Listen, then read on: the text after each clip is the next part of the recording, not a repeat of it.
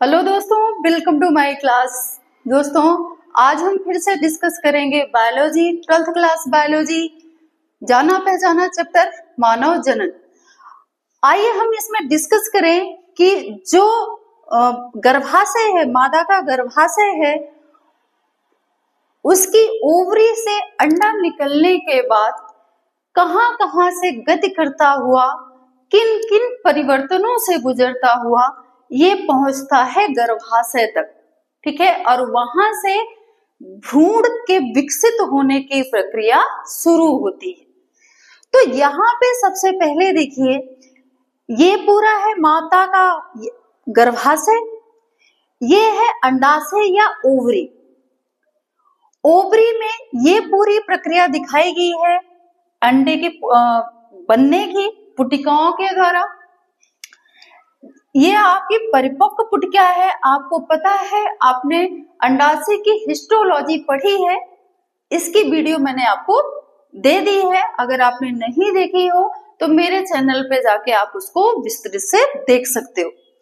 तो यहाँ पे ये जो अंडाशय है, यहाँ पे परिपक्व पुटिका जब पूरी तरह से पुटिका विकसित हो जाती है, उसके अंदर प्राइमरी oocyte पूरी तरह से डेवलप हो जाता है, तो ये फट जाती है पुटिका। ये आपको समझा दिया था।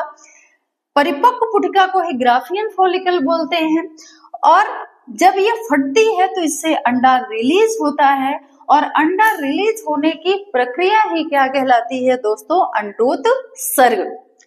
और जब ये अंडा रिलीज होता है तो ग्राफियन फॉलिकल फटती है, और फटी हुई ये ग्राफियन फॉलिकल, ये देखिए, इसको बोलते हैं कॉर्पस ल्यूटियम। ये आप पढ़ चुके हो।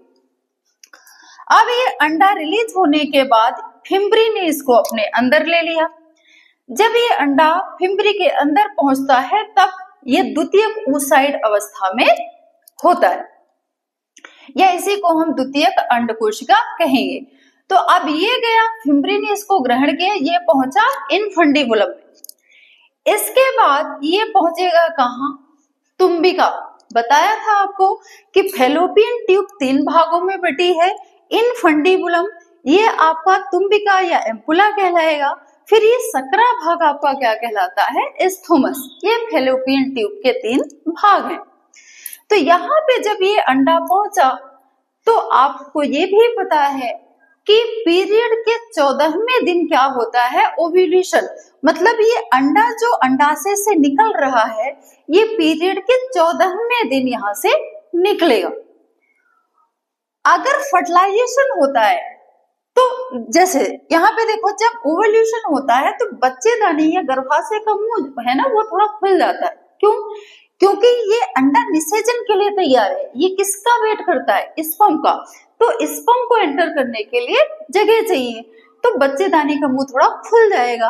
तो ये जो वो स्पर्म है, वो तेजी से गति करते हुए अंडे तक पहुंचने की कोशिश करेंगे। ये पूरी प्रक्रिया हम किसके समझा रहे हैं? जब किसका विकास हो? भ्रूण का या बच्चे का विकास हो। ठीक है, तो ये जब स्पर्म यहाँ पे पहुंचा तो इसमें से एक स्पर्म इस अंडे के अंदर प्रवेश करेगा, एक शुक्राणु अंडे के अंदर प्रवेश करेगा, और यह प्रक्रिया क्या कहलाएगी? निषेचन। ठीक है, अंडे के अंदर शुक्राणुओं का प्रवेश करना क्या कहलाएगा? निषेचन।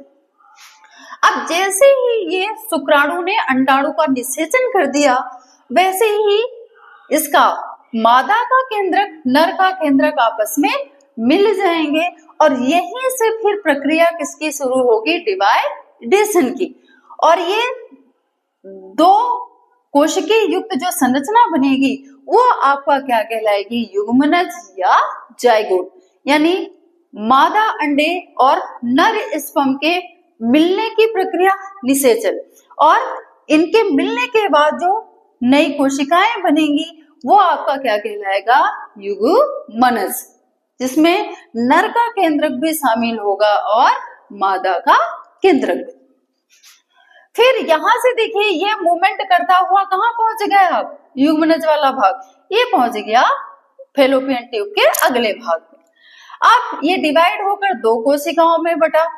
ठीक है, 2 कोशिकाएं फिर से डिवाइड हुई, पहले ये 2 कोरकखंड या ब्लास्टोमेर बनाएगा, फिर ये 2 ब्लास्टोमेर फिर से विभाजित होकर कितने कोरकखंड, कितनी कोशिकाएं बना लेंगे? 4।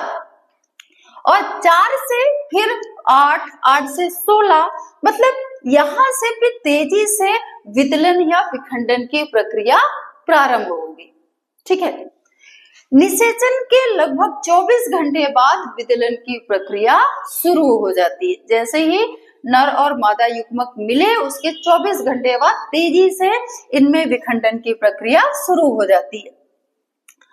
अब ये जब टूटकर 32 कोष की अवस्था के हो जाते हैं, या नहीं, जब ये मतलब विखंडित होकर कितने कोष की अवस्था के हो जाते हैं? 8 कोष की अवस्था के, तब इनको क्या बोला जाता है?